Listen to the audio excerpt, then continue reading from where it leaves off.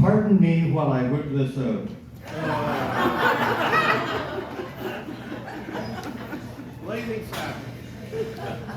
All right, this is a story about a model for a perfect life taken down.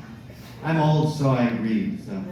Way back when I was in first and second grade, I was an alpha male. I was the best in sports. I got near perfect grades. I was the alpha kid. All that changed in second grade because I was skipped to the third grade. I went from being an alpha male to a gamma male. From third grade into college, I didn't get many A's. I was tinier and weaker than others, more immature. I was a speck of dust. Back in those days, my focus on life was the immediate now, like trying to get into college, and trying to get through college. Those are both focus goals. The focus was on the immediate present, the immediate now. One day, my college advisor told me I should go to graduate school and get a PhD. I was amazed because I still considered myself to be a gamma male, a loser. Somehow I got into graduate school and then focused on getting through graduate school by living like a monk. More focus goals, more living in the present. After getting my PhD, I was immediately offered a job as an assistant professor. Now my life was beginning to gel. I would become a professor. Then I would get tenure and have a life. Maybe get married and have kids. My life would be defined. Here I was at the tender age of 27, an assistant professor of geology at Stanford University, but I had no permanence. I needed tenure. Here I was, a new professor, and my entire focus in my life was getting tenure, that permanent position. That became my only goal in life. My single focus, it was my only path forward. Tenure, I needed permanence, I wanted stability. Guess what? Didn't happen. I didn't get tenure at Stanford. I lost my job because I wasn't famous enough, and that's where the story starts. Along with the start of my quest, defining the model of the perfect life. So my goal is to define the perfect life. My life changed from one centered on a focus goal, focusing on what I had or didn't have, to a model for the perfect life. I told James, one of my graduate school friends who was a professor at the University of Puerto Rico, about my failed tenure situation. He said immediately, "Why don't you come here? We need new faculty."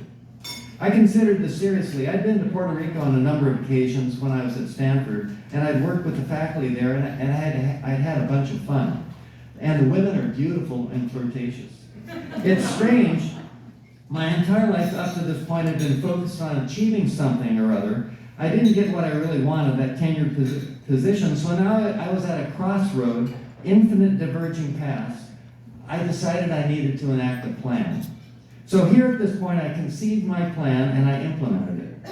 Here was my plan for the perfect life.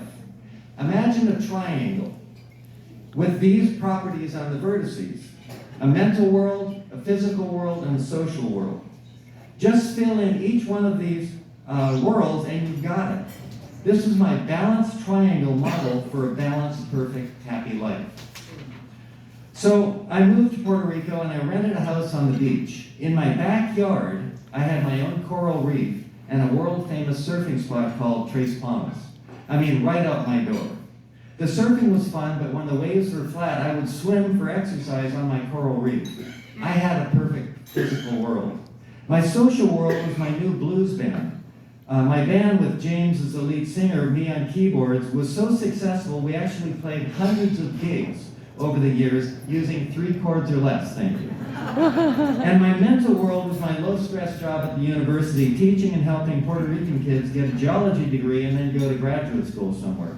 All while I was studying the geology of Caribbean islands.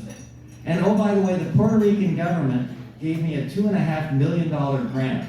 Wow. $2.5 million. Now, only a fraction of that was for my salary, but I got to do big science with the money.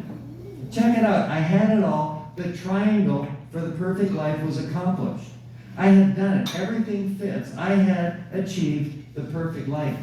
Yet, it wasn't. What I didn't realize about my plan, with the triangle consisting of the mental and the physical and the social vertices, was there is nothing in between. I had it all, but somehow, at the same time, I had nothing, nada, zip, and I wasn't happy.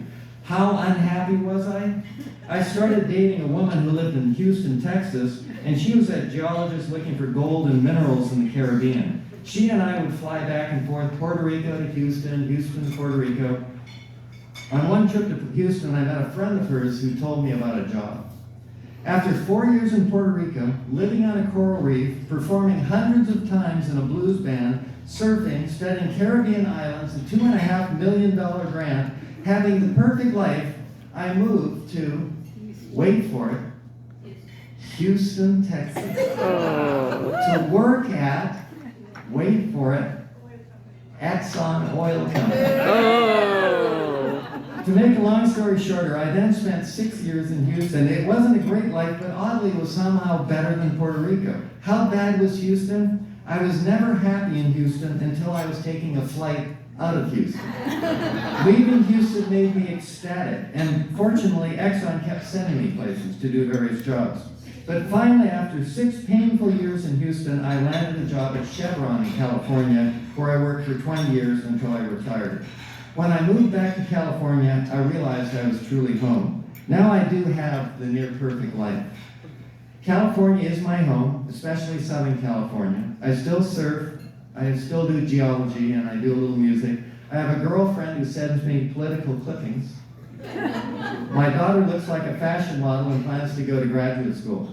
The thing is, my original idea of the perfect life was correct. You really need the physical, the mental, and the social parts, but you need balance, plus everything in between as well. And if you don't have that magical, hard-to-find in-between stuff, what may appear to others as the perfect life is simply a big, sad nothing to you. Let me repeat that, a big, sad nothing to you. So what is this magical, hard-to-find in-between stuff? You need that mental aspect, you need a good job, you need to be healthy and fit, but it's your social network, whether it's your tight and loving family or your group of dear friends, maybe your bond with your pets. In the end, it's really the social glue that makes us happy. Thank you.